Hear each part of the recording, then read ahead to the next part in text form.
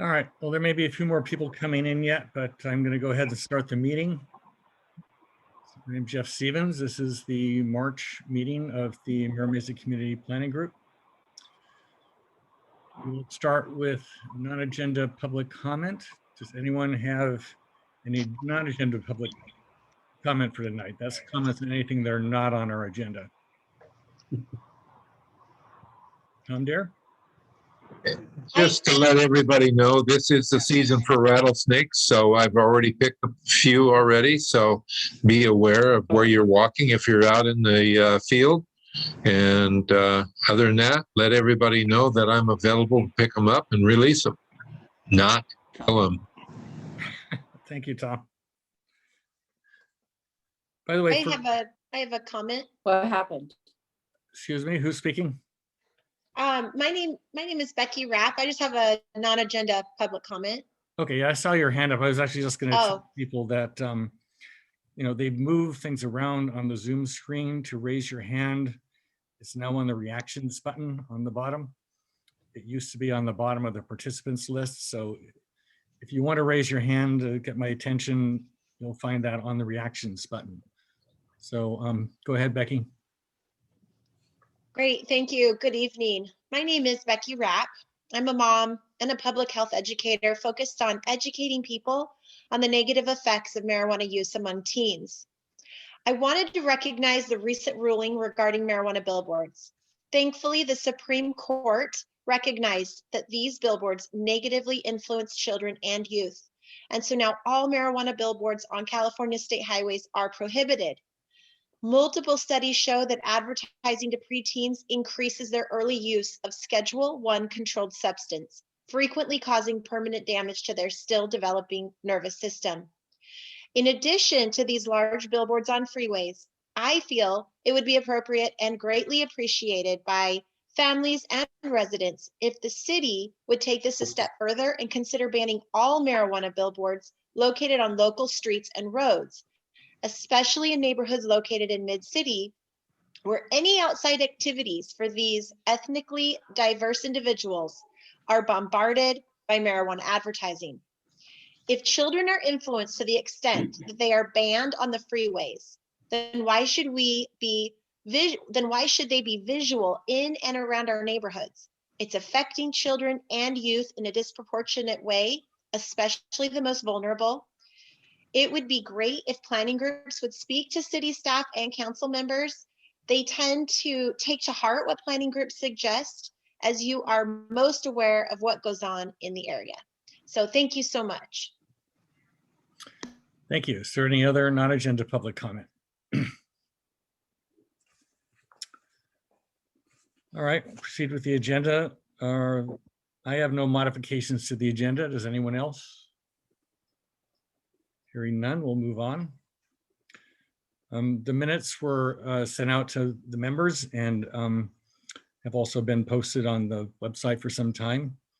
Are there any changes to the minutes that anyone has?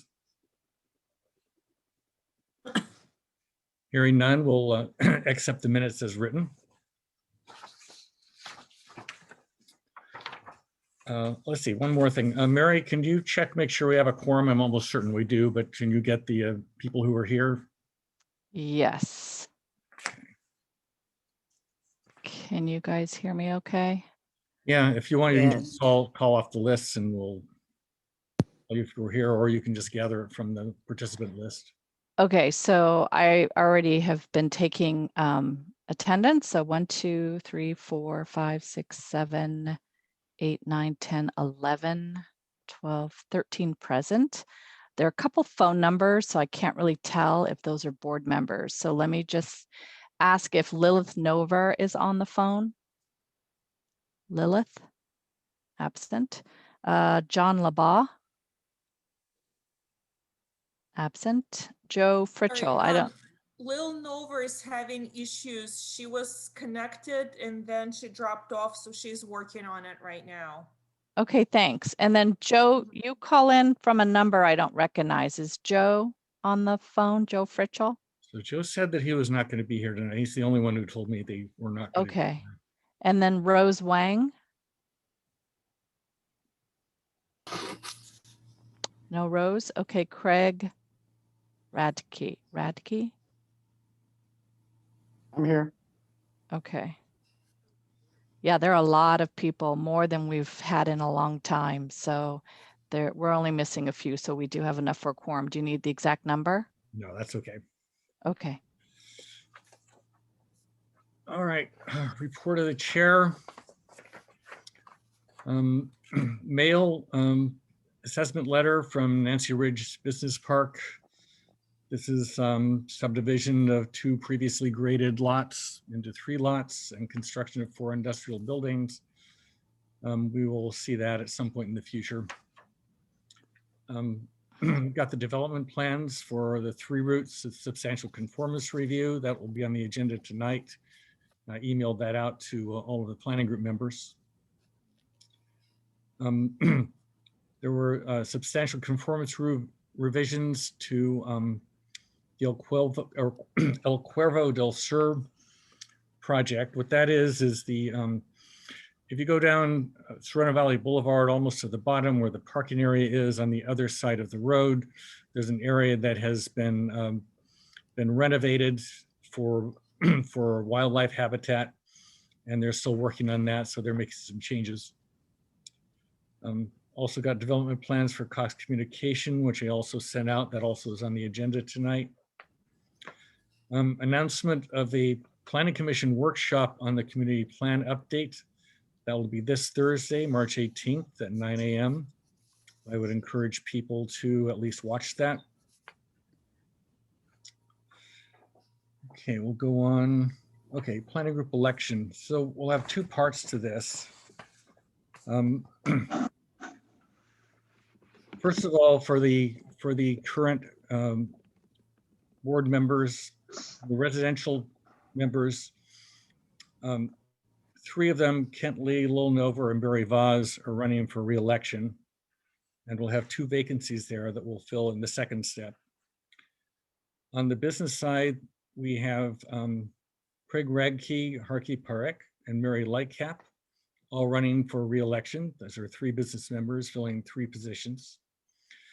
For the property owner is actually appointed. Mike Linton is filling that position, and unless the planning group decides otherwise, we'll continue to after next month, but we'll fill that one at the next meeting.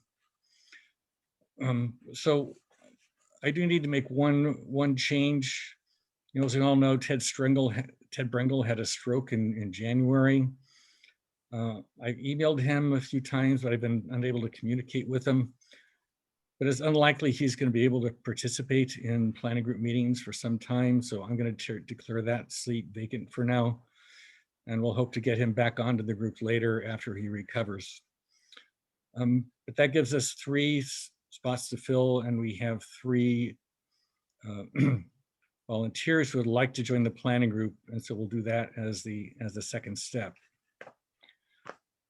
So what I'd first like to have, we don't have to have a full election since there are fewer, or since the number of candidates is less than or equal to the number of positions. So can I guess a motion to accept the returning members, Kent Lee, Lil Nofer, and Barry Vaz for residents, Craig Radke, Harky Parek, and Mary Lightcap for business members? So moved. Motion by Craig Jackson. Is there a second? Second. Okay.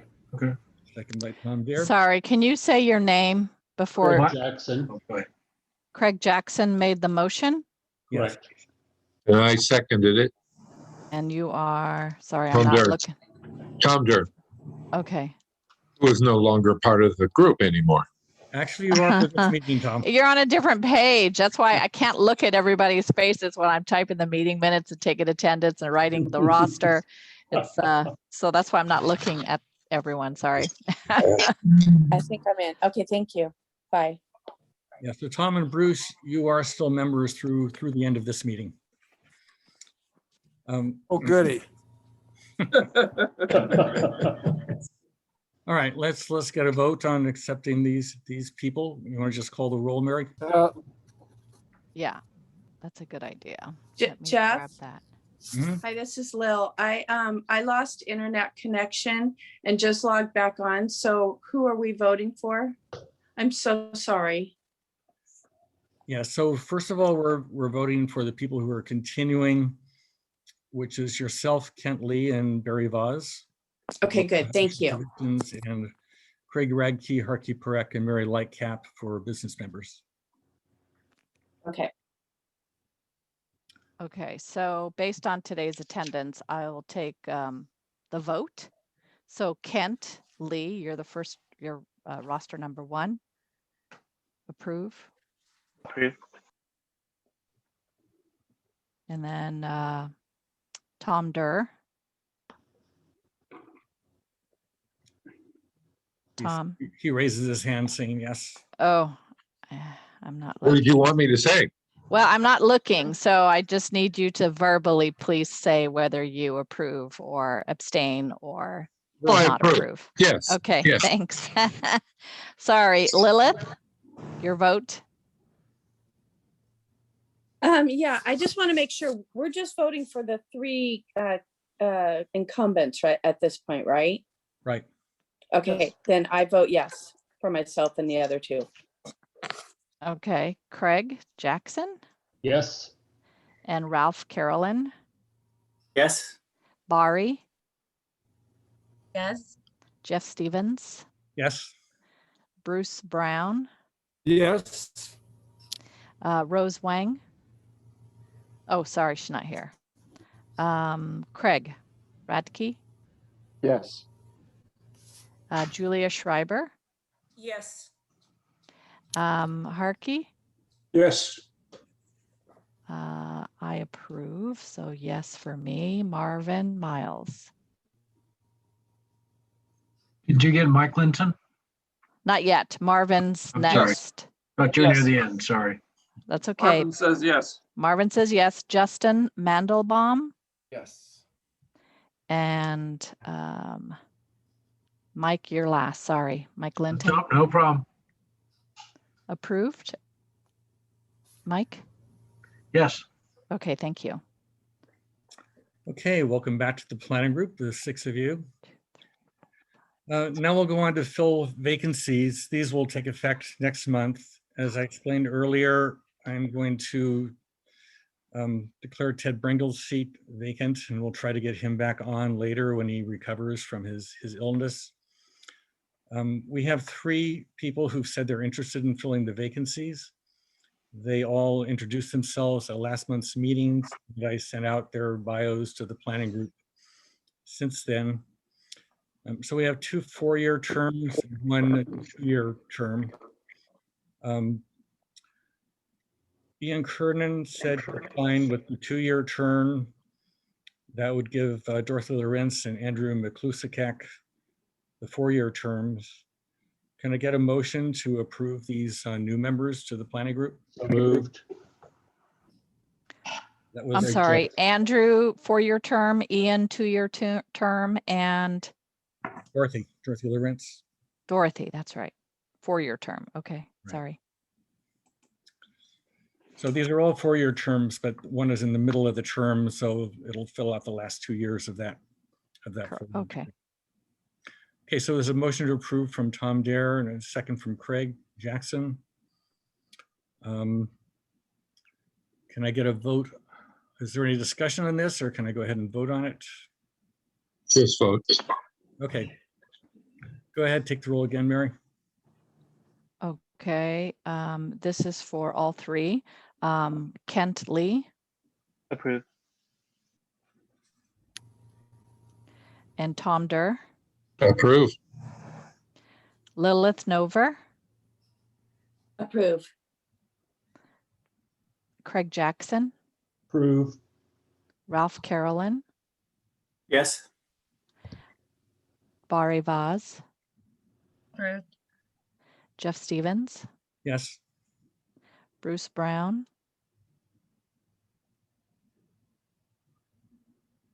Bruce, Yes. thank you. And Craig Radke, Yes. Julia Schreiber. Julia.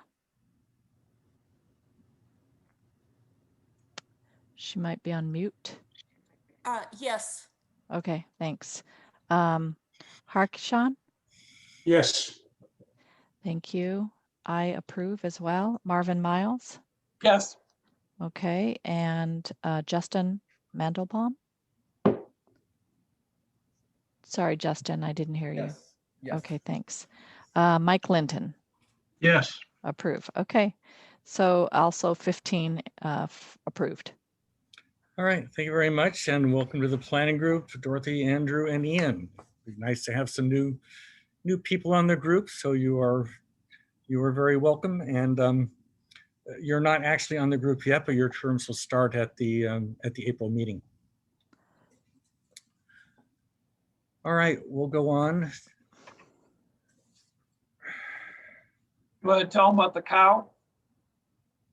Cow. The cow? Yeah, right. So new members, there is one rite of passage you have to go through. You have to go to the community orientation workshop. There is also an electronic version online called the eCow that you can take, but you're required to do that as soon as you are elected to the planning group. So please do that between now and the well, if you're going to go to the in-person one, I'll see if I can find out for you when that will be. If you want to do the electronic one, please do that between now and the next meeting. Also, please go to the planning group page. It's actually on the Mira Mesa Town Council website. We have a page with lots of information about the planning group and including our bylaws, the city's regulations, the major projects that are in front of us. So please take a look at that, at the information on that page. Also, I'm sure you're aware we're in the middle of a community plan update. This is very important because the community plan defines exactly what can be built in this community. And we've been having those meetings prior to the planning group meeting for some time now. We didn't have one this month, but there will be another one next month at 5:30 p.m. immediately before the planning group meeting. Anything else I forgot, Marv? No, you're done. Okay. Old business, community plan update. Alex. Good evening, everyone. Alex Frost, project manager for the Mira Mesa Community Plan Update. I think Jeff covered a lot of the update. Planning Commission workshop is on March 18th. This is a second workshop with the Planning Department. Last one was in March 14th, 2019. Please participate. You can leave a public comment, let the commissioners know what your preference is in the vision for Mira Mesa. There was one criticism, or one of the major criticisms from the last meeting was using household to compare environmental impacts. So I have updated the presentation to the Planning Commission using per capita. So it is more apple to apple comparison. So I have made that update. And then I'll follow up with more of the methodology when we reduce the scenario from 3 to 2 at the next meeting. So I'll have more of that information for you, for the group at that time. Thanks. Thank you, Alex. I see that Ralph just put the eCow PowerPoint in the chat. There's also a link to it on the on that planning group page. You can go there, and then at the end you have to make sure you get your certification in. One of the things that does for you, by the way, is it gives you indemnity for anything that happens on the planning group. If someone sues us and because they don't like a decision we make, for example, then the city indemnifies us and they cover any legal costs, but you have to take the cow before you qualify for that. All right, we will go on to the 3-route substantial conformance review. I have Coulter Lee as the presenter, but it looks like we've got a number of people there who could do that. So please proceed. Coulter, do you want to say anything first, or you want me to start? You could start, John. Okay. So Jeff, I need your help as I have a PowerPoint to show you a series of slides and I don't know how to do it. Okay, hang on just a minute here. Okay. You should be able to share your screen now. Do you know how to do that? You just use the share screen option down at the bottom. Do you see where that is? Yes. Okay, and then the only other thing is, okay, it looks like you got it. And then if you want to, you can change that to full screen. So, good evening, everyone. My name is John Leppert with Leppert Engineering Corporation.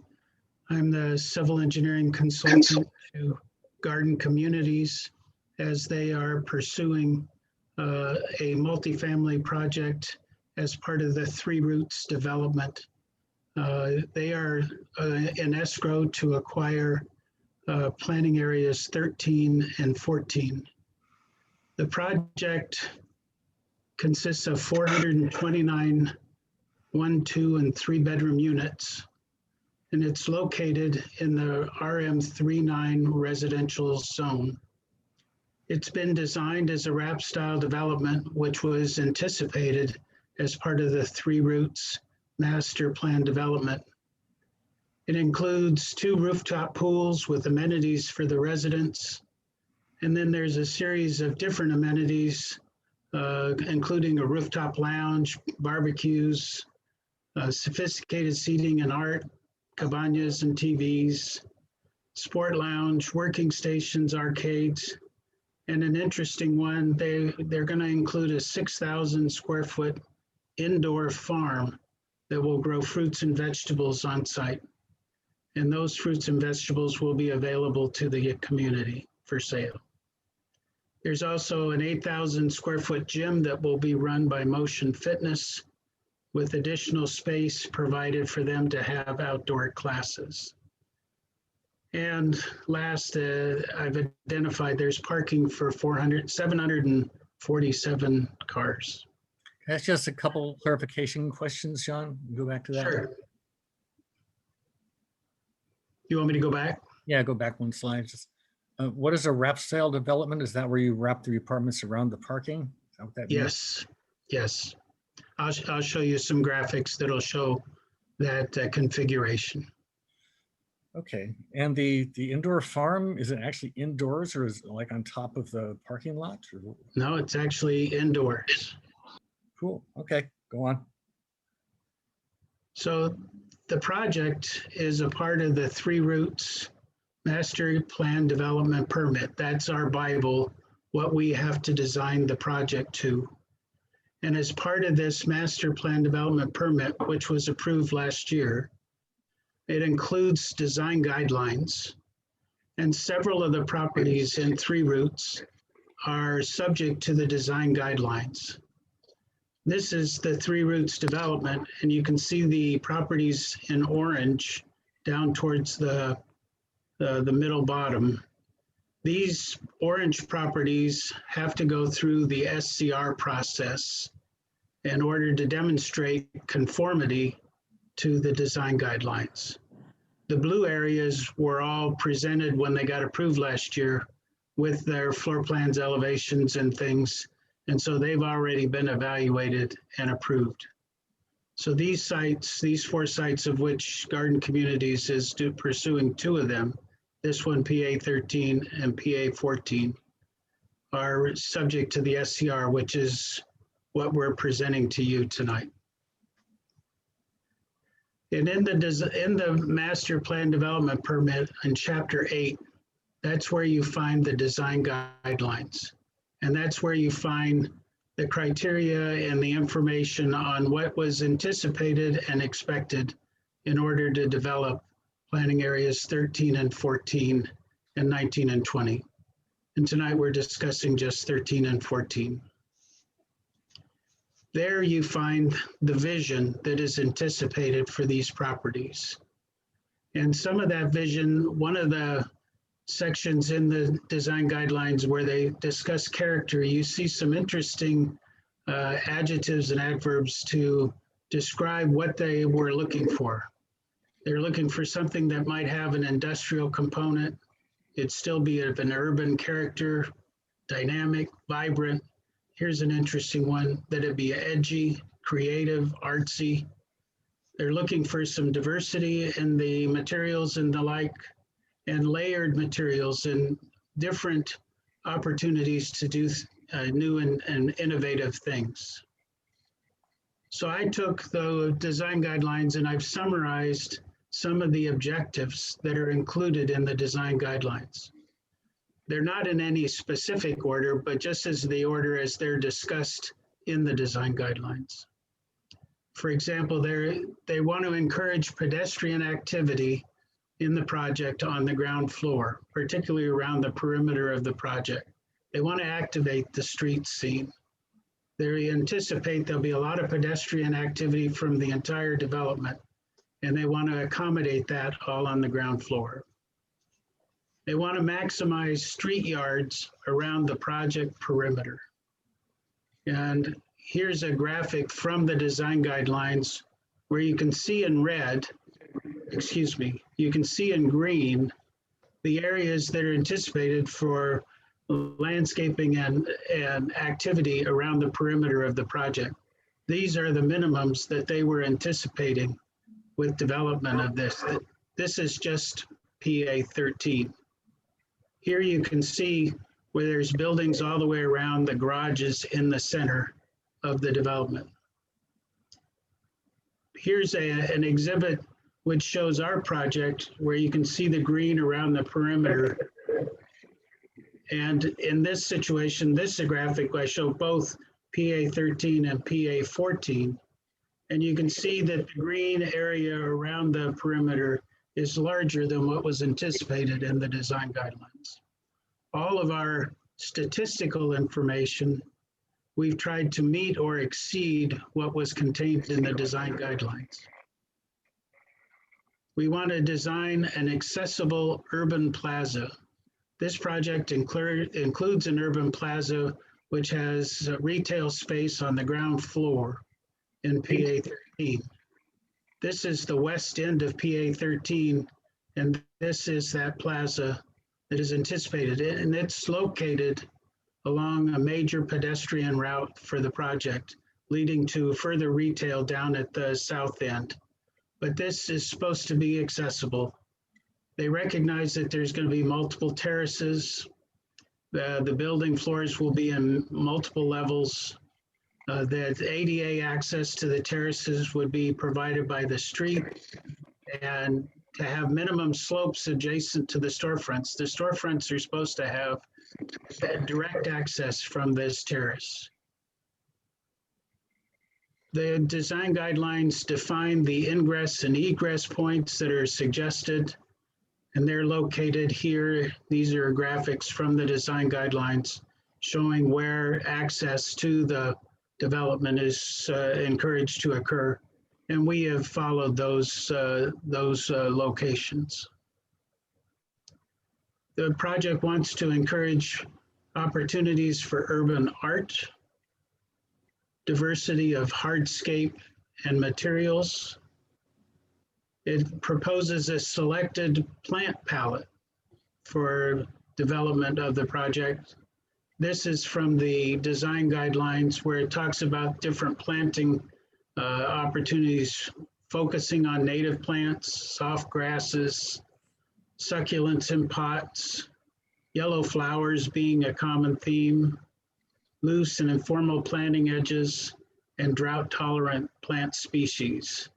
And then they provide these examples of landscaping to be used. As far as architecture, there's discussion about massing of the buildings.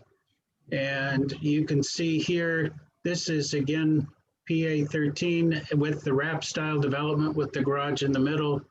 This was a concept before Garden Communities became involved, but you can see the articulation of the buildings as they go up vertically from the street level.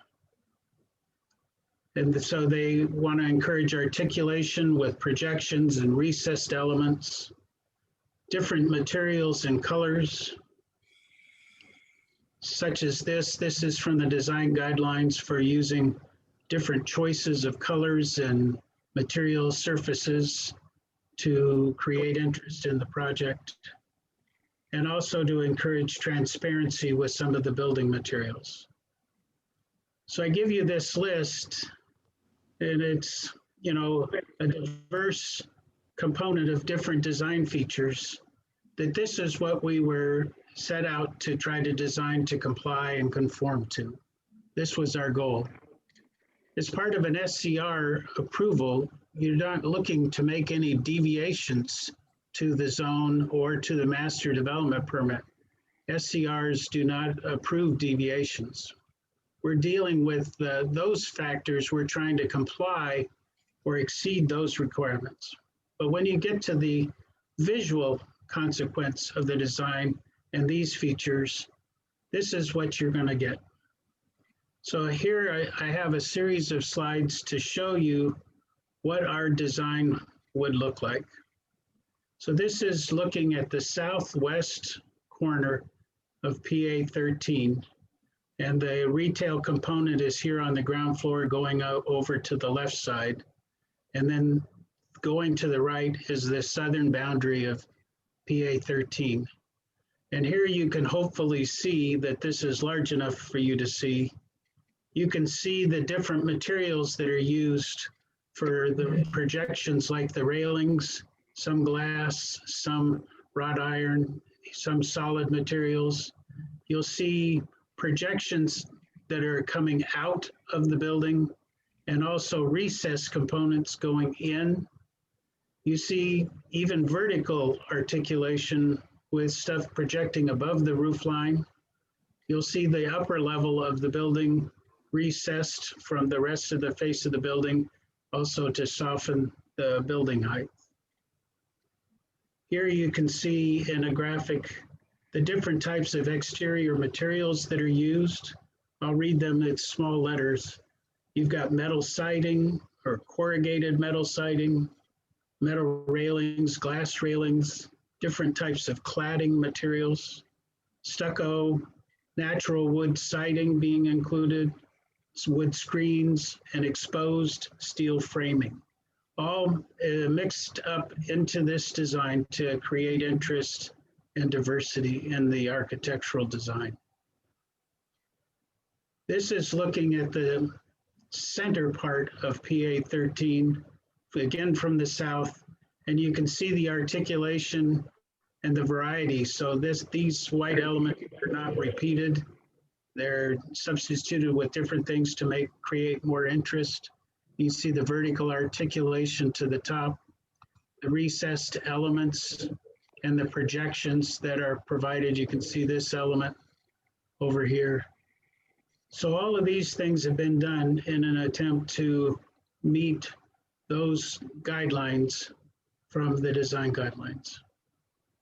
Here, instead of the building face going parallel with the street on a continuous plane, it's broken up with fingers and recessed edges, giving allowance for park elements to project into the project and provide pedestrian access to the street from the first floor of the buildings. Then proceeding further east, this is the face for planning area 14. On the south, we're looking probably in a northeast direction from the south side of PA 14. And you can see one of the striking things is that even though the site looks flat and the pads have been designed flat, there are as much as 10 to 15 feet of elevation difference from one corner to the other, which is more than a floor. So in some aspects, you'll see 4 stories, and some others you'll see 5 stories. Here is the southeast corner of PA 14. And you can see the road going downhill, and you can see the elements. The building's actually sitting below street grade at this corner. And this is one of the other planning areas adjacent to the project. Then Further to the east, this is a neighboring project where it's given a peekaboo view, and you can see what the project would look like from adjacent properties. And you can see the tree placement, the articulation, the different building materials being utilized in this area as well. Then if I shift back to the very west end of PA 13, this is the retail component and the terraces of the plaza that I was telling you about. And you can see the terraces are at mixed step levels. There's 4 steps, and yet they're ADA accessible using the street so that everybody can come in and utilize the ground level of each storefront. These storefronts haven't been projected with, the ultimate users, but it shows you how they will step up the street, and this would become a public meeting space. This is a slide showing the middle, and you can see the terraces and how the terraces are taken up with landscaping. And then the last slide I want to show you is the northwest corner of PA 13, looking back down the retail space, and where you have 2 or 3 stories of retail above the retail space. I've probably said a ton of stuff very fast, but I felt that probably what you would want to know more than anything else was, what is it going to look like? How is it going to conform or comply with the design guidelines? All the statistics through the SCR review by the city staff, all the statistics will have to conform to the design guidelines, but these are our interpretations of how we believe we comply from the architectural point of view. And so that's our project, and I'm available, and I've got a team, including our client and other consultants, that if you have specific questions, we can try to dig out what material you might need or what statistic you might be interested in. Hey, this is Craig Jackson. When I was looking over the drawings and the things that were provided to us, it indicates that there is going to be a deviation from the SDMC section 131 available parking, but it was not described anywhere, at least that I could find. Can you elaborate on that? Because that was a question that arose as I was looking at all of the plans that were provided. Yes, I looked at that as well. That deviation request was based upon an old zoning code reference. That particular section has been removed from the code. What that section was, is it wanted people, in order to fulfill their FAR requirements, they wanted you to dedicate as much as, I think it's 25% of your FAR to garage parking. And we don't need 25% to satisfy our parking requirements. But that deviation no longer applies. And okay. So there's no deviation required. So I have a question for you, John. And I'll call on other people in a minute here, but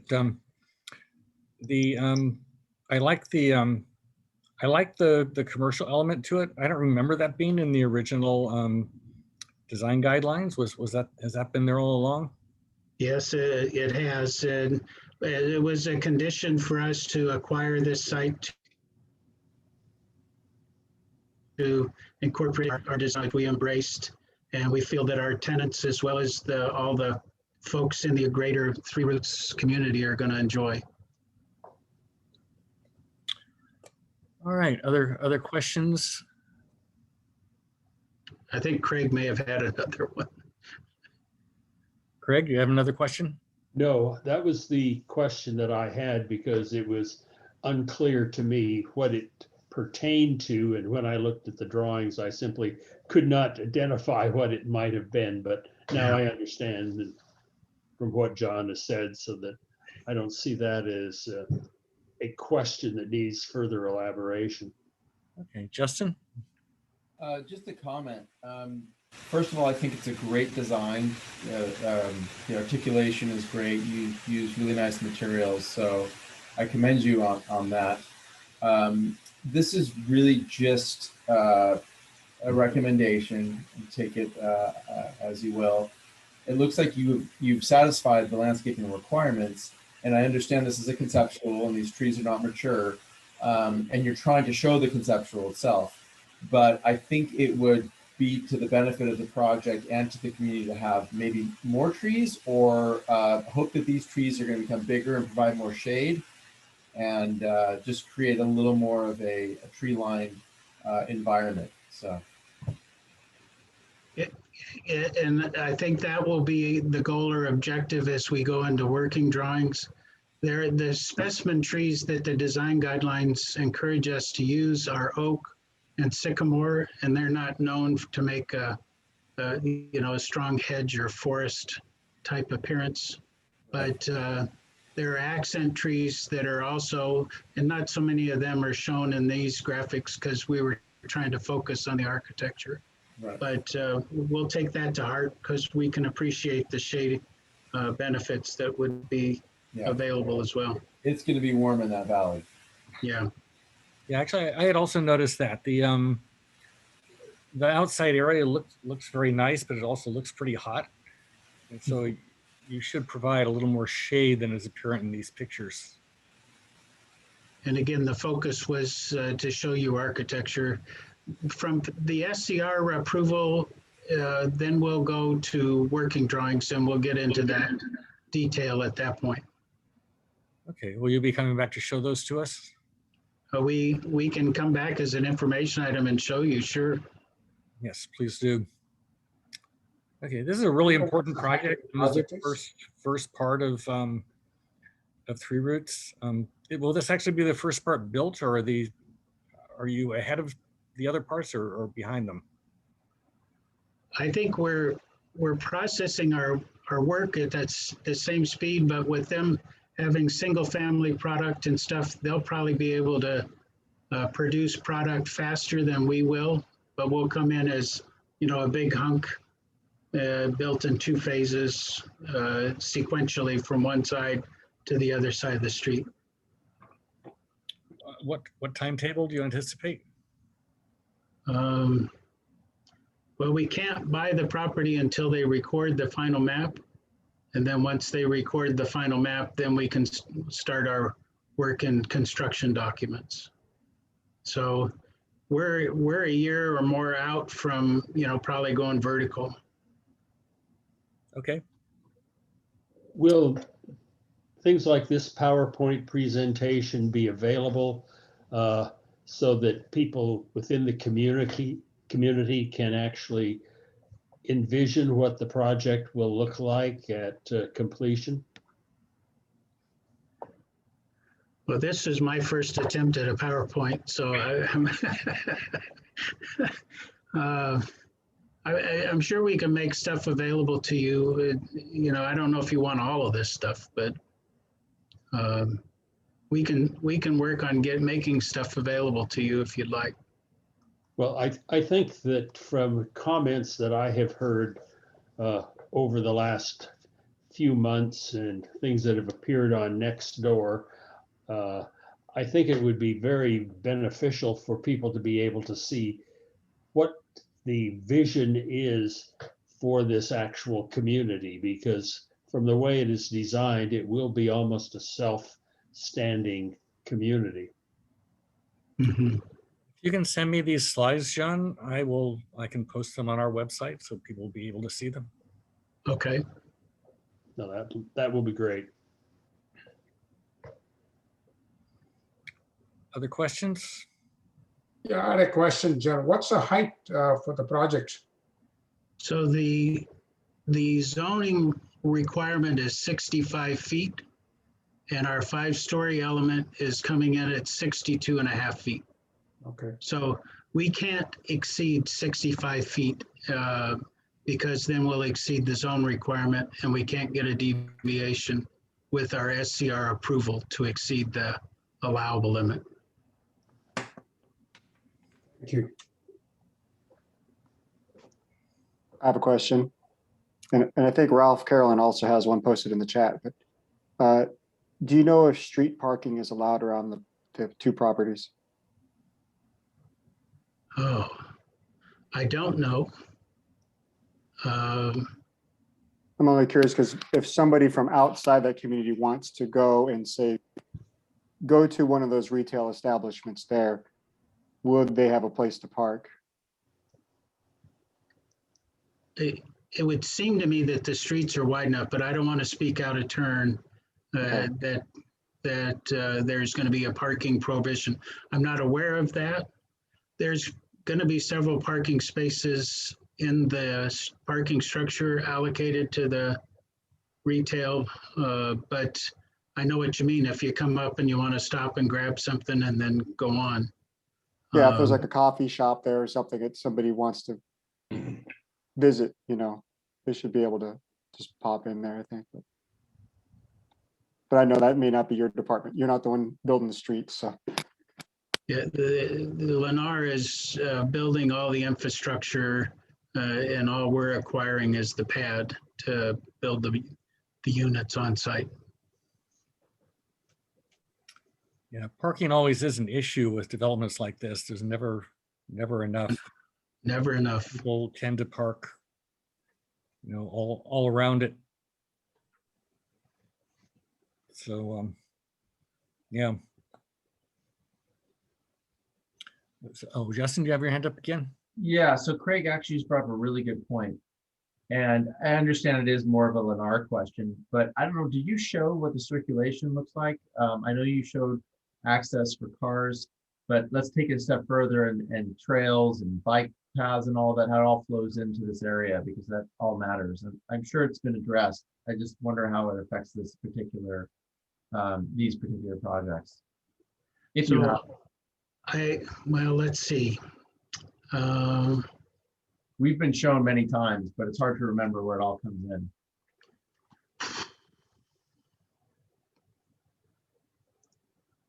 So how do I go back? Yeah, you have all of your slides up there to the left, and you can scroll up and down. Well, can you see my screen now? Yes. So we see your opening slide with all the slides on the left. Is that what you see? No. So whatever I did. Okay. Press arrow, back arrow. John, is your daughter available again? I wish she was. So PowerPoint, it makes two screens. One is the one that you would display and put on a screen. And then the other one is the one that sits behind it that has your original content. So I think you're looking at the screen display and we're looking at the original content. So I think if you just press escape, you'll get out of the presentation mode and you'll see what we're looking at. Oh man.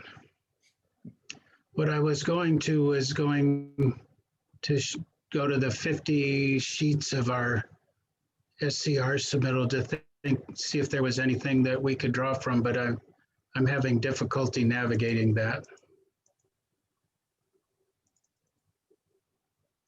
I'm sorry. Can you see that on my screen? We still see the, I tell you what, go up. So up at the top, do you see stop sharing? Yes. Press stop sharing. Okay, and I see you again. Okay, now press share screen, and then you'll see a choice of different things that you can show and pick the one that you want to show. There you go. There you go. So I found this that I'm trying to navigate to get to this slide. I apologize. I'm not as efficient as the younger crowd. But the street he was referring to is this one.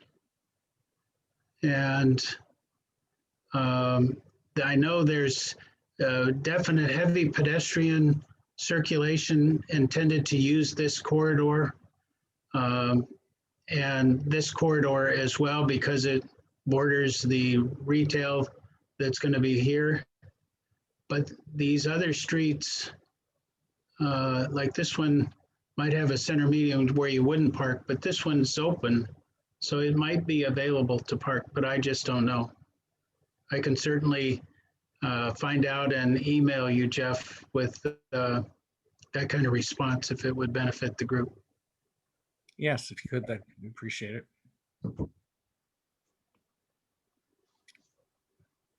Yeah. Other questions? You can either speak or raise your hand. So our request of you guys is a recommendation that we can pass back to the city staff. They're going through the review of the SCR application now. And they're knowing that you're comfortable with where we're going will be beneficial as they complete their review. Okay, so they're asking for a recommendation on this project. This is a really important project, so I don't want to be too hasty, but I do like the design you've come up with. We might want to add a suggestion that the outdoor areas have more shade than is illustrated.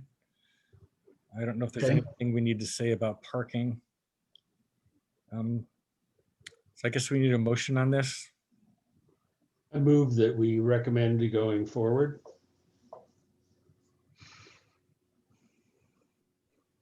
So the motion is to recommend approval of the SCR. And who made the motion to approve? Craig Jackson. Craig. Thank you, Craig. I'll second. And who was that? Julia. Julia. Julia, thank you. Okay, do we want to make any comments or recommendations on it for shade or parking or anything? Or just say this is acceptable at this point? I think we might express a concern about transient parking for visitors, because that, in fact, I think will be important for people who might decide to live there, given the diversity of the types of accommodation that's there. Grandparents visiting, children visiting grandparents. I have a vague recollection that there might be spaces within the parking garage, but the quick and run in and grab something and run out again, that needs to be addressed. Street parking. Okay, so we need to, then we should add a comment to the motion that short-term parking, visitor parking, transient parking needs to be considered in the design. Yes. That's not a problem for us, for you to do that. I can tell you that the guest parking and is accommodated in the parking structure. So that parking is there, but that quick stop where somebody wants to jump out of their car to go to one of the stores, he would want to park on the street. We can certainly pose that as a question and find out the answer. Okay. I think the best place to park this is Spine Road, because people can walk in, walk out on either side of the building, have a quick parking. John said he didn't know whether parking would be allowed on Spine Road, right? Right, just because there's a center median, I don't know the width of the lane, the travel lane there. The retail's on the west side. Yes, the retail's over here. Yeah. Oh, retail is over there, okay. Jeff, Letitia has her hand up, I think. Letitia, go ahead. Yes, I'm Leticia Bonet. I am working on the project with the architects. I just want to talk a little bit of the visitor parking. We are providing visitor parking on the PA13 where we have the retail. And we actually put in the visitor retail parking right at the entry of the parking. So it's going to be the first floor of the parking will be for the retail and visitors. So it's going to be an easy in and out of the parking lot, the parking garage for visitors and for retail. Okay. How much parking is there? We have, I don't have the table with me right now, but I believe we have 46 spots for the retail and 49 spots for the visitors. Okay. And for the PA14, where we don't have a retail, we still have some visitor parking, which about 40 parkings are for the visitors, for guests of the residents. Okay. So it's all off street? Yes. Off street, all of them off All of it. street. Yeah, they're all in. Access control?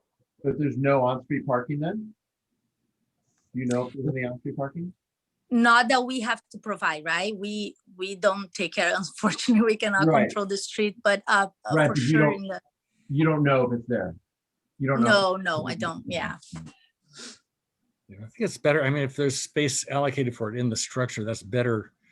Do you have, some parking structures recently have been able to tell you when you go in whether there are spaces available. Will these have that capability? I think that the developer can work on that. We are providing a lot of spaces for carpool, for electric cars. We're going beyond actually what's being required by the city for the visitors and for the retail, not just for the residents. Okay. I was just thinking, what frustrates people is if you go into a Yeah. or you wind around in it and you can never find a spot. But some of the smarter parking lots lately have actually been able to tell you where there's a spot and how many spots are available. And that's a nice feature. It's called Jeff? Qualcomm Smart Cities. I'll just throw it out there. Jeff, there's some Jeff, questions in Lil the chat. Nover has her hand up. Yeah, sorry, I don't know if this has any bearing because I'm still learning, but since this is part of the Three Roots project, but it's coming later, could we maybe ask or know if they would have any play or in the Carroll Canyon Road expansion? Yeah, that's part of Three Roots. Is Okay. the greater development, not us. We're Nothing just. okay, just thought I'd throw it out there. Thank you. There's another question in the chat asking whether the retail parking is intended for both employees and customers, or is there some employee parking? Yes. I think there might be a way to have a surface parking if you push where the parking in the garage is part of a retail space and create a little bit more parking space in the front street.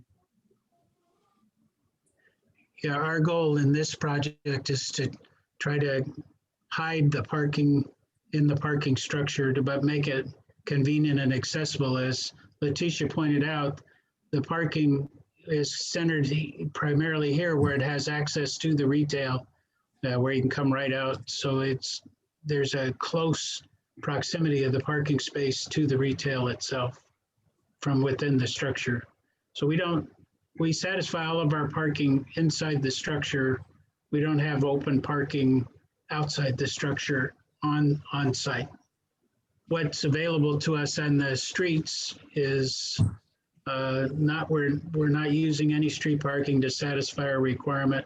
And frankly, I'm not sure if parking is allowed or not, but that would be a bonus.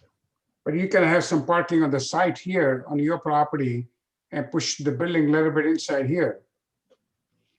So retailers still have access to the back door, but you're providing surface parking, which you're not imposing on the street.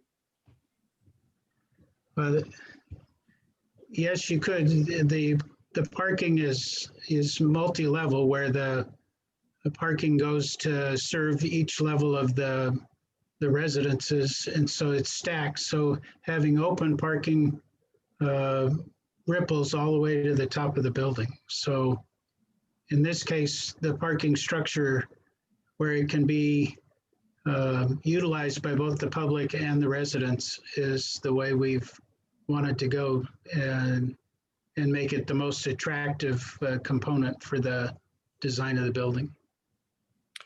So John, I agree with that, but I think that for the tenant perspectives, retail tenant wants something quick in and out parking in the front rather than in the parking garage. So John, just one more question.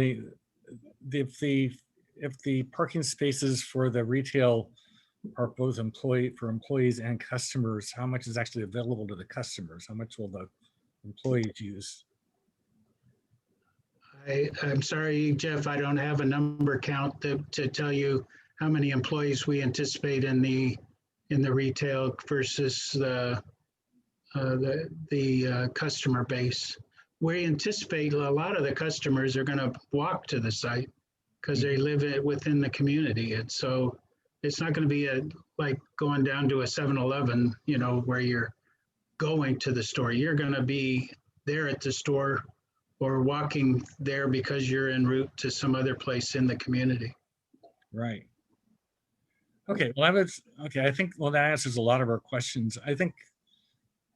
So Craig, I think I'd suggest that the motion be that we recommend approval of the SCR, that we do want to ensure that there is adequate temporary parking and that there is adequate shade. Yes, I agree. That's perfectly adequate, I think, going forward. Okay. Was there a second to that motion? I think It Tom was Pierce. by Julia, I think. Julia, okay. Yeah. Any more discussion? In that case, we'll go ahead and vote. Murray, you want to call the roll again? Sure. Kent Lee. Approved. Tom Durr. Approved. Thank you. Lilith. Lil Nover. Hello. Approved. Thank you. Craig Jackson. Approved. Ralph Carolyn. Yes. Bari. Approved. Jeff. Yes. Bruce Brown. Yes. Craig Radke. Yes. Julia Schreiber. Yes. Harakishan. Yes. I approve. Marvin Miles. Yes. And Justin Mandelbaum. Yes. Mike Linton. Yes. Okay, so 15 in all approve. Okay, well, thank you, John. Thank you so much, you guys. I appreciate it. And if we need to come back for an information item, we'll be happy to do so. If you do that, we would like you to. Yes, this is a really important project. So sure. Yes. So do I stop sharing? Yes, stop sharing. Unless you've got more you want to share. No, I'm done. I'm done. Thank you, gentlemen. Thank you, John. All right, we'll go on to Cox Communications Project 683239, Debbie Capter. Hi, Jeff. Hey, Debbie, do you want me to start us out? Yeah, I was just going to introduce you. Perfect. Megan. Okay. Hi, everyone. My name is Megan Collins. I'm the Director of Permitting for Cox for California. We appreciate your time this evening. I'm going to go ahead and share my screen if that is all right. We are going to run through what we call, if you guys could let me know if you're seeing my screen. Yes, we're seeing it. Perfect. what we call Project Maverick, which is a large fiber project in the Mira Mesa Community Planning Group area.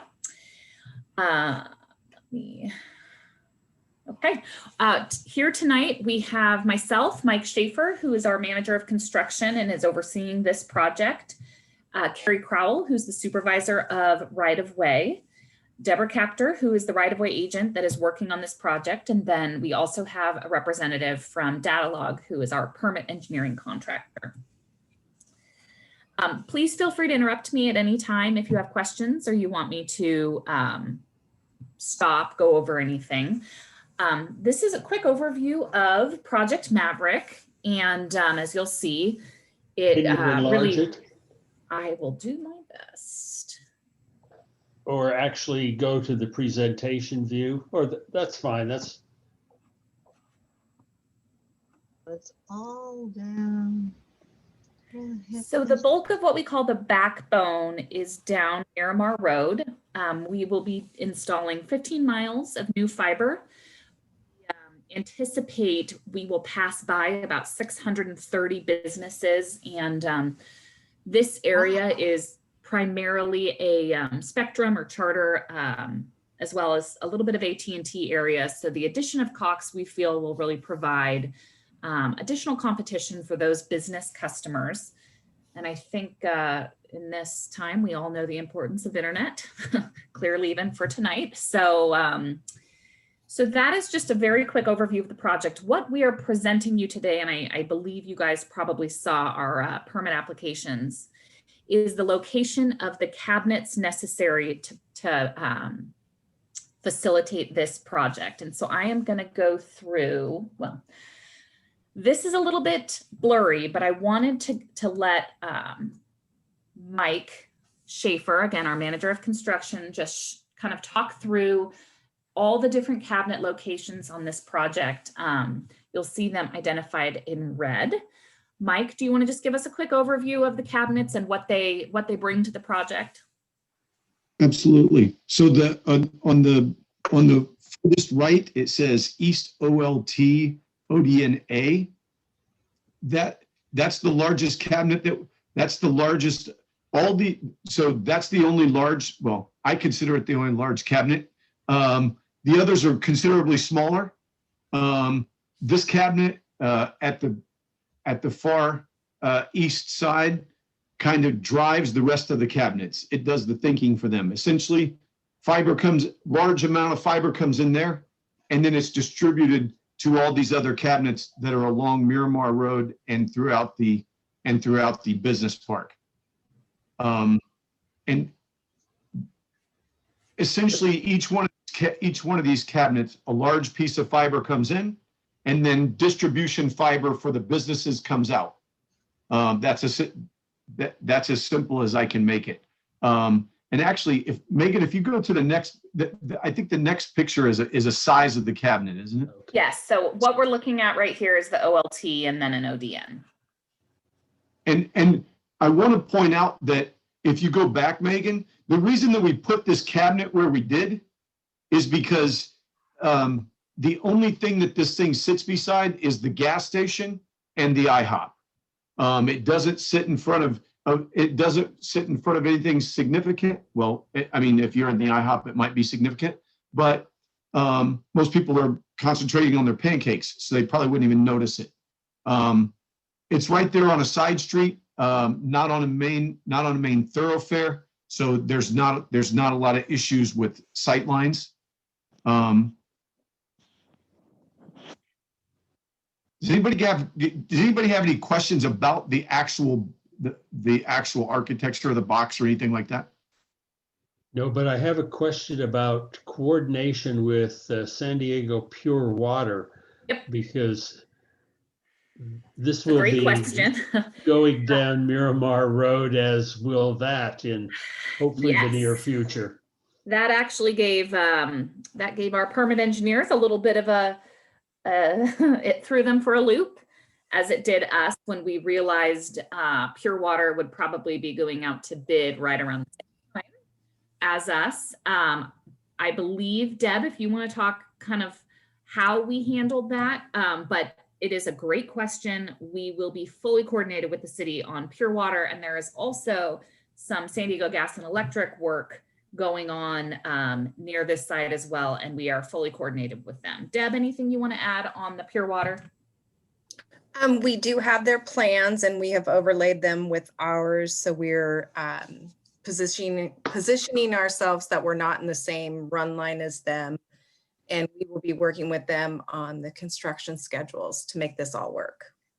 It's a great Because question. I think one of the concerns that has been expressed in the pure water endeavor is how disruptive will tearing up Miramar Road multiple times be to the businesses along that corridor.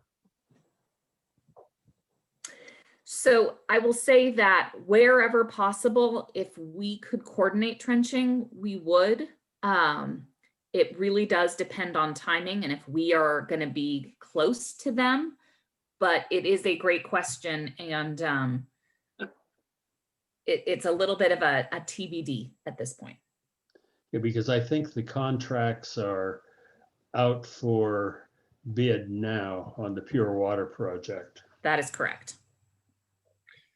You know, the information you sent out actually only talked about the boxes. It didn't actually talk about the construction at all. So it's interesting. The city has kind of a new process for cabinets. So just the cabinets go before the local planning group and then the planning commission. The trenching part, the construction part does not. I think we're the first project that the city is putting through this process. And frankly, they're actually working on an ordinance to try and tighten up the language because it's caused a little bit of confusion within the industry and also within city staff. So right now it is just the cabinets, but we did want to give you the overview of the whole project because we are excited about it and we do believe it's going to be a benefit for these businesses. So I just wanted to kind of show you, these are all the different locations that we have these cabinets. As Mike mentioned, what is listed as the OLT is really the brains of the operation. It is a powered cabinet.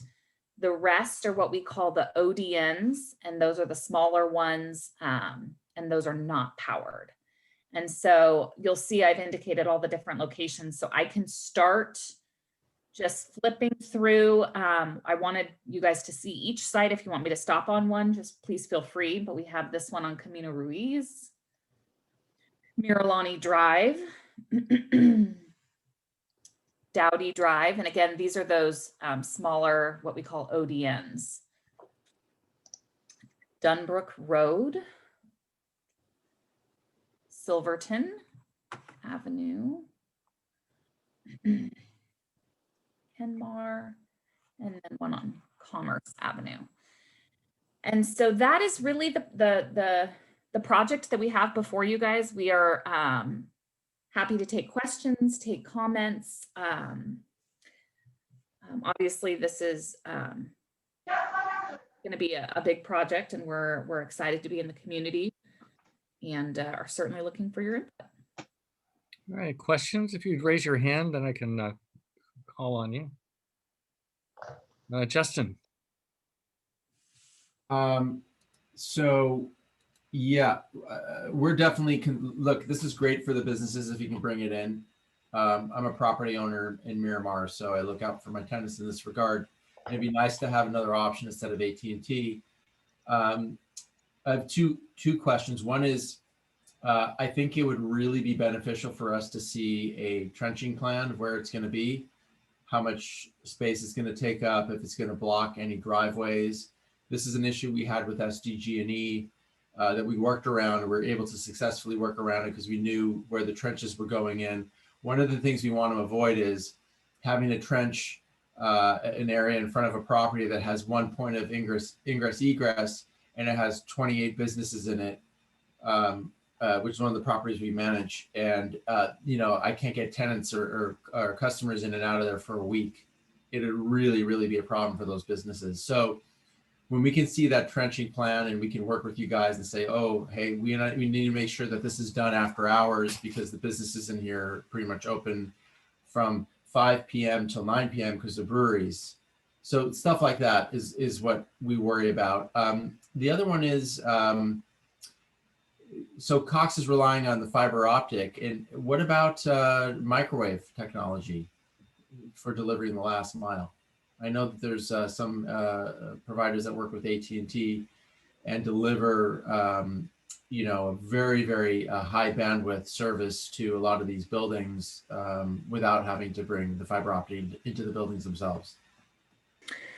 Mike, do you have any insight into the microwave? It's not a technology that I believe we've used in many years, but Mike, anything to add there? Or Deb? Or Carrie? You're absolutely right, Megan. We have not used microwave in a long period of time. I know that there has been that, you know, there are companies that use it successfully. It's not something that Cox currently does. It's the fiber is just much more reliable. Now, to Justin's point about about driveways, so I want to speak specifically about that. SDG&E, when they open a trench, generally they open a trench that's at least 12 inches wide with a backhoe, and that's not the avenue that we're going to use in the trenching.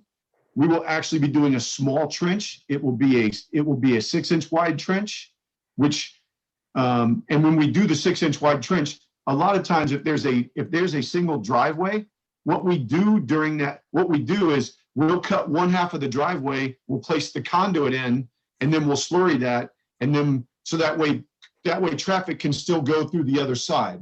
And we do everything possible. If there's not 2 points of egress, then we always work with the customers to make sure that we're not keeping people from getting in and out of that business. And Mike, correct me if I'm wrong, but trenching on Miramar Road will happen at night, correct? Yes. Everything on Miramar will have to happen at night. The stuff that's inside the actual business park on the side streets, we would of course want to do during the day. We are looking at trying to bore some of this, which would of course mean that we wouldn't have to actually open an open trench. But as you know, that area is kind of rocky, and so boring may or may not be possible. But we're going to at least give it a shot. Okay, well, I've got a couple other hands up. Ralph? Sure, just a couple questions. First one is, what is the speed that you're going to be able to provide your customers? Like, what's the transmission speed of the fiber you're installing? Mike, correct me if I'm wrong, but Cox Business at least 10 gigs, correct? Yes. Nice. Yes, it is high speed. It is great internet. And that'll be good to know. The businesses will love that. It'll open up opportunities that aren't there before or aren't there currently. Also, regarding the cabinets, you notice, like in the picture you're showing right there, there's going to be some nice landscaping that's going to be getting bigger. And what is the finish of the cabinets going to be like? Is it going to be blending in? Have you talked with the businesses of what they would like to see them decorated so that they're not graffiti targets? Yes. So the cabinets as we install them will be, let's see, do I have a real picture? They're a tan color. We have checked with our engineering teams to make sure that if there was a desire to beautify them, paint them, that it wouldn't either impede their use or void the warranty, which is always something we are nervous about with our cabinets. Our engineering team says as long as they're not painted black, they can be painted. So we are pretty open to what businesses would like. It's probably not something that we ourselves would paint. That's not really the business we're in, but we are absolutely supportive of that creative element. As you can see in the picture on the right, you can see where it's been painted over multiple times because of tagging. So that's a definite consideration that we want you guys to have. to take into account, because this is going into our neighborhood. Absolutely. We do have a local artist who paints these also. That's another option. Yep, absolutely. Okay, Lil, you had your hand up? Yeah, I'm not sure. Is this only for the businesses along Miramar Road, or will this reach over into the neighborhoods for homes, or is it strictly businesses? So for this build, it is strictly fiber to the businesses. That's okay. That's what I thought. That does not preclude things in the future, but for this build, we are talking strictly fiber internet to the business. Okay, great. Thank you. Sure. All right, so this is an action item. Justin, do you have a motion you could make on this one?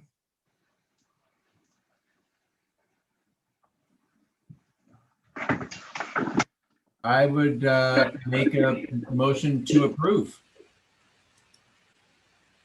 I will second it, Craig Jackson. Okay, motion by Justin, second by Craig Jackson to approve the project. Yeah, I can second it. Any additional discussion? In that case, Mary, would you call the roll again? Sure. Okay. Kent Lee, Approve. Tom Durr, Approve. Lilith, Nover, Approve. Craig Jackson, Approved. Ralph Carolyn, Yes. Bari Vaz, Approve. Jeff Stevens, Approve. Bruce Brown, Approve. Craig Radke, Approve. Julia Schreiber, Julia, Approve. thank you. Harkishan, Approve. thank you. I approve. Marvin Miles. Was that approved, Marvin? Sorry. Yes. Yes, Approve. okay. Yes. Justin Mandelbaum. Well, he made the motion, so I'm sure he approved. Yeah, thanks. Mike Linton. Approved. Great. Okay, that's 15 approved. Thank you, everybody, for your consideration of this. We really do appreciate it, and we're excited to be in this community. So we thank you for your support. Okay, thank you. Thank you. Okay, we'll go on to elected officials, government agencies. Let's see, is there anyone here from the congressional office? I don't see anyone. It's Senate. I think I saw Diana, right? No, maybe not.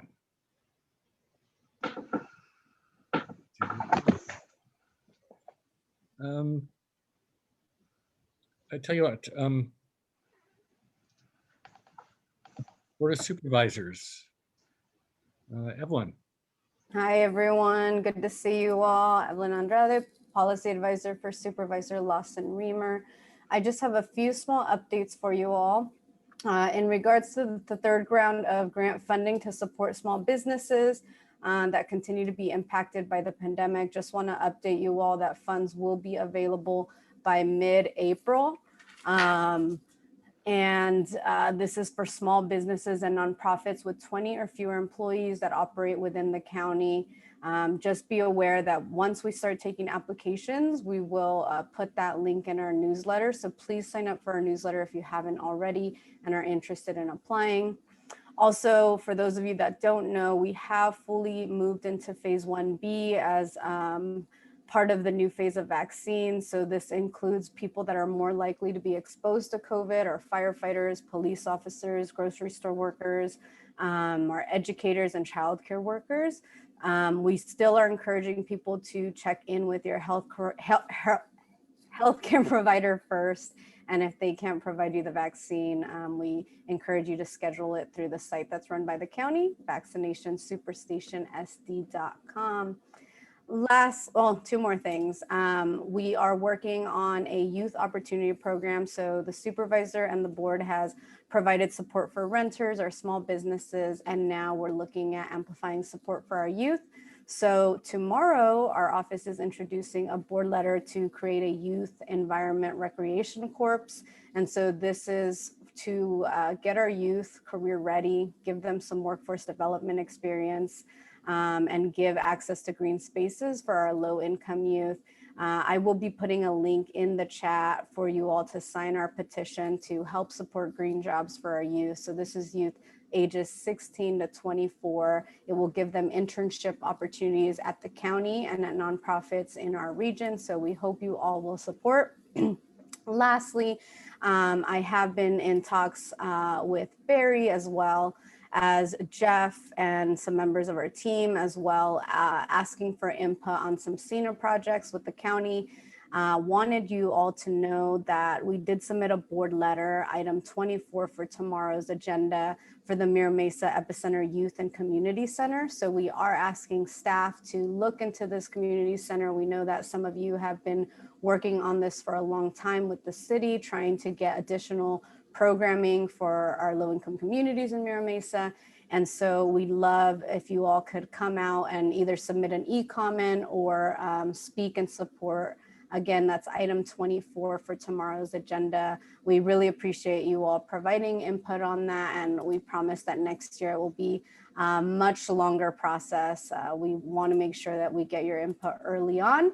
This time around, unfortunately, it was already something that's been in the works from the previous board, but we are requesting that staff look into this, and hopefully they'll come back with a way that we can fund this project for you all. Any questions? Questions for Evelyn? I have one. Yes. I understand that we're now in actually phase 1C started today for vaccinations. Is that right? I think you're actually correct. That is today. Yes. Now, originally when I heard of 1C, it was supposed to be for people 50 and older. Now it says it's 16 and up, but with a health condition. Yeah, there likely have been small modifications. Definitely pay attention to whatever is on the county website. That is the most updated information. Yeah, it just seems frustrating that it changes at the last minute. Is there any idea when the 50 and older without health conditions will be allowed? It's unclear right now. I think a big piece that continues to be an issue, even for those that are currently eligible, is that we are not getting the vaccines that our region needs. So every time we put in an order, we're only getting about 25% of the vaccines that we're requesting. And so even those that are currently eligible are all having a hard time getting the vaccines. We're hoping that with this new administration that we will get many as soon as possible and hopefully move up the timelines for everyone. Okay, thank you. All right, thank you, Evelyn. Thanks, everyone. Appreciate your interest on the epicenter too. Mayor's office, Michaela.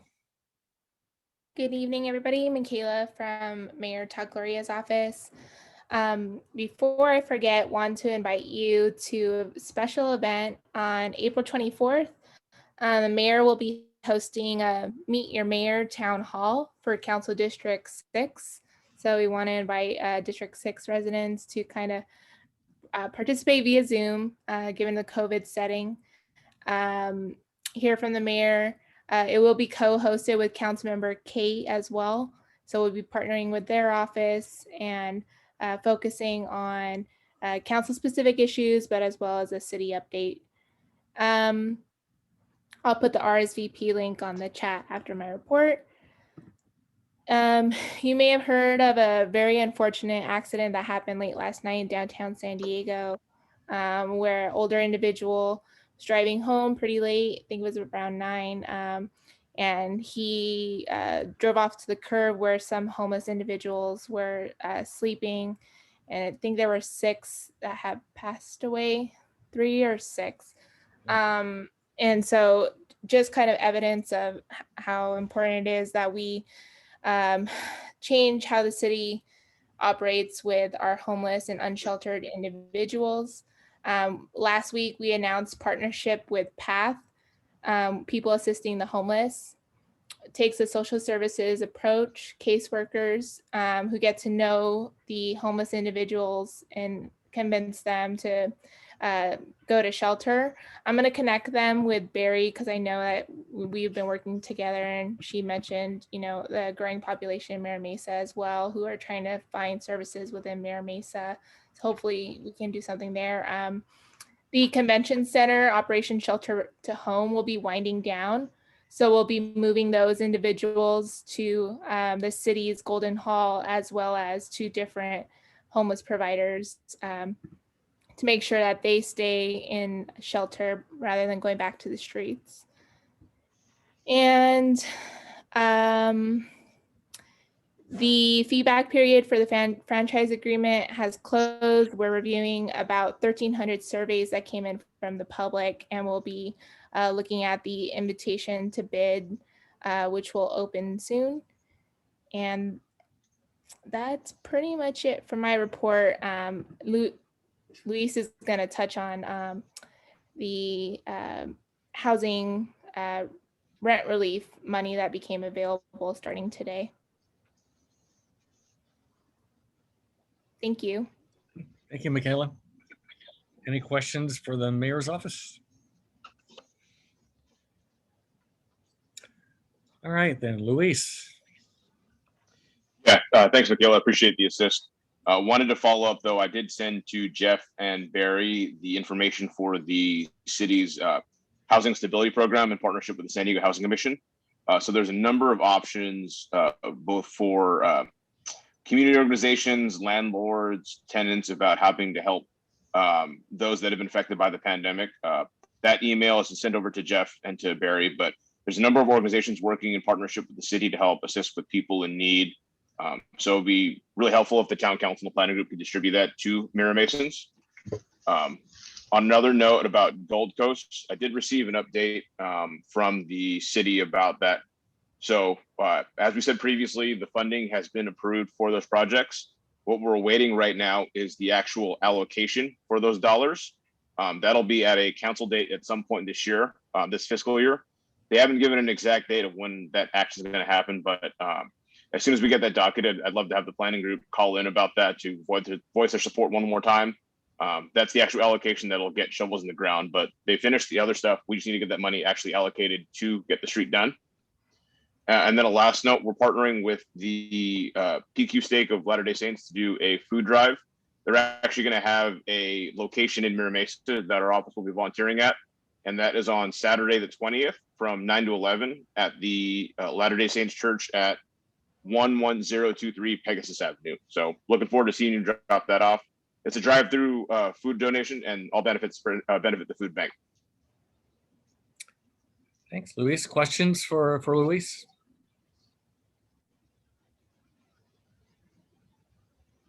Okay, thank you very much. Awesome, thank you. MCS Miramar. I thought I did see Kristen. Hi, everyone. Good to see all of you. I just want to give you a few updates. So there will be a working party at some point cleaning our side of Miramar Road in the future. I don't know when exactly yet, but that is on the CO's list of things to do. Colonel Dockery will be leaving this summer. It has already been 3 years, unbelievably. His change of command will be July 9th, and he'll be replaced by Colonel Bedell. For some of you may have seen here in the news the last few weeks, unfortunately, Colonel Dockery made the decision to close the Flying Leatherneck Museum that's on Miramar Road. This has really been kind of a 20-year issue that the Marine Corps has wrestled with. Unfortunately, the Flying Leatherneck Foundation does not, quite frankly, have the fundraising power to become independent on their own, nor do they have the ability to lease the property at fair market value as required by federal codes. It's a very unfortunate thing. I do know that some of the historic aircraft that have a lot of significance, a lot of them will have probably already been spoken for and will be sent to other places and other museums to be displayed. So I don't want anybody thinking that we're just going to cut up all these aircraft and they're just going to go away, because there has been a lot of false information being put out there by some of the volunteers with the museum, unfortunately. So this was a very difficult decision for Colonel Dockery. Quite frankly, the former CEO, Colonel Woodworth, was very close to making the same decision at the end of his tenure, but he wanted to let his successor give it one more shot to see if they could figure out a way to get the museum situated. But the Marine Corps' budget has continued to been cut over the last several years, and Colonel Dockery just can't afford to have the base incur $400,000 every year in operating costs just to sustain them as they are.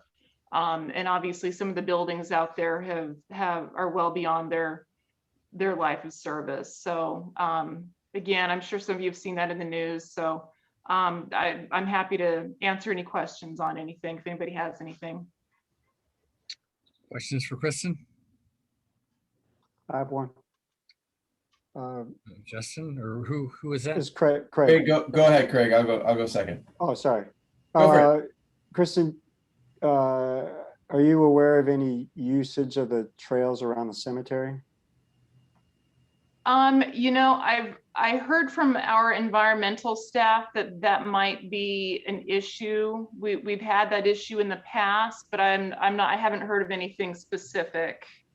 Okay. Yeah, is the land that the train track is on, is that Miramar's property there between the train track and the cemetery? Yes, it is. Okay.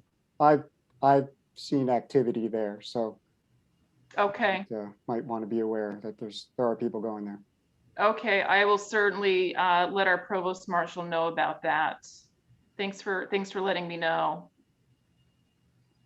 Kristen, this is Craig Jackson.